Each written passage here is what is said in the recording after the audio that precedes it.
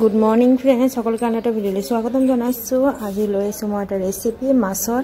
এইটো তুলি মাছ হয়। তুলি মাছখিনি মই আগতে ধুনীয়াকৈ নিমখ আৰু হালধি সানি থৈ দিছোঁ। আৰু এইফালে এটা বলত সৰিয়হ, ক'লা সৰিয়হ লৈছিলোঁ আৰু পিঁয়াজ, জলকীয়া গোটেইখিনি ভালকৈ পিচি লৈছোঁ মিক্সি জাৰত। আপোনালোকে শিলপতাতো পিচিব পাৰে, মই মিক্সি জাৰত পিচিছোঁ। আৰু মাছখিনি যেতিয়া নিমখ হালধি সানি থৈ দিছিলোঁ, তাতে মই সেই সৰিয়হ মছলাখিনি অলপ সানি দিছোঁ ভালকৈ। বেছি নহয়, অলপ সানিলে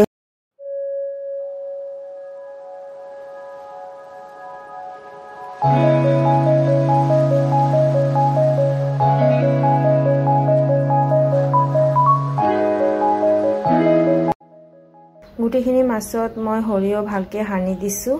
সানাৰ পিছত তাৰপিছত ইফালে বহাই দিছোঁ কেৰাহী এটা। কেৰাহীত দি দিছোঁ মই ৰিফাইন অইল। এইটো সৰিয়হ তেলতো বনাব পাৰে, সৰিয়হ তেলতো বহুতেই টেষ্টি হয়।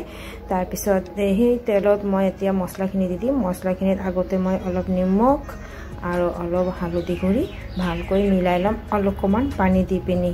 তো মই পানী দিয়াটো দেখাবলৈ পাহৰি গৈছোঁ, কিন্তু অলপ পানী দি ভালকৈ মছলাখিনি মিলাই লৈছিলোঁ। কেনেকৈ মছলাখিনি বেছি ডাঠ হৈ গৈছিলে। সৰিয়হ, জলকীয়া আৰু পিঁয়াজ আমি পেষ্ট কৰিছিলোঁ। তাৰপিছতে এতিয়া মই মছলাখিনি দি দিছোঁ। দি পিনি অকণমান লৰাই দিছোঁ ভালকৈ। অকণমান ভাজি, বেছি টাইম নহয়, 2-3 মিনিট অকণমান ভাজিলেই হৈ যাব। কেনেকৈ এইটো আমি ভাপা মাছ বনাই আছোঁ। ভাপা মাছৰ মছলাখিনি বেছি ভাজিব নালাগে, অলপে ভাজিলে হৈ যায়। তাৰপিছত এতিয়া মই ইয়াতে দি দিম পানী। মই অলপ পানী দি পিনি কিন্তু মছলাখিনি ভাজি আছোঁ। মছলাটোতে মই অকণমান পানী মিলাই দিছিলোঁ। পানীটো নিমিলালে বেছি মছলাখিনি ডাঠ হৈ যায়, সেইকাৰণে। তাৰপিছতে এতিয়া মই দি দিছোঁ পানী দি পিনি ভালকৈ লৰাই দিছোঁ মছলাখিনি যিখিনি লাগি গৈছিলে কেৰাহীত। এতিয়া মই দি দিম ইয়াতে মাছ। আৰু নিমখটো আপোনালোকে চাই ল'ব, যদি কম বেছ হ'ব পাৰে, কম হ'লে আৰু অকণমান মিলাই দিব। মোৰ কিন্তু আৰু নিমখ দিব লগা হোৱা নাই, কেনেকৈ নিমখটো পূৰা ঠিক হৈছিলে। আৰু মাছতো যিহেতু মই আগতে নিমখ সানি থৈছিলোঁ, সেইটো কাৰণে মছলাটো অলপ নিমখ দিয়াৰ কাৰণে হৈ গৈছিলে।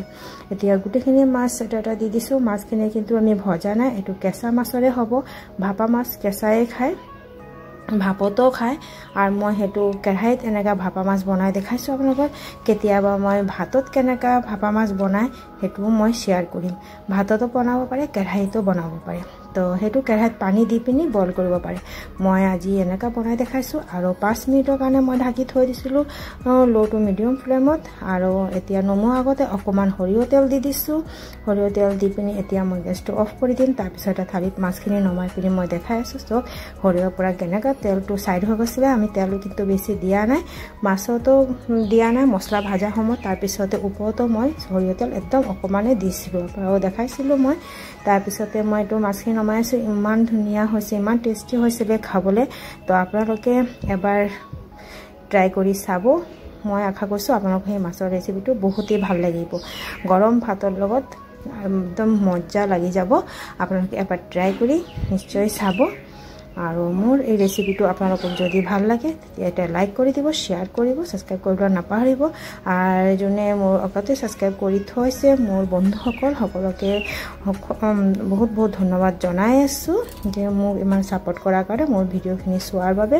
আৰু যোনে নতুন চাই আছে তো প্লিজ ছাবস্ক্ৰাইব কৰি দিব। আৰু কাষত থকা বেল আইকনটো অল কৰি দিব। মোৰ নিউ ভিডিঅ' দিয়াৰ লগে লগে আপোনালোকৰ ওচৰত ন'টিফিকেশ্যন গুচি যাব। তো আপোনালোকে আগতে মোৰ ভিডিঅ'টো চাব পাৰিব। তো আজিলৈ টাটা, বাই বাই।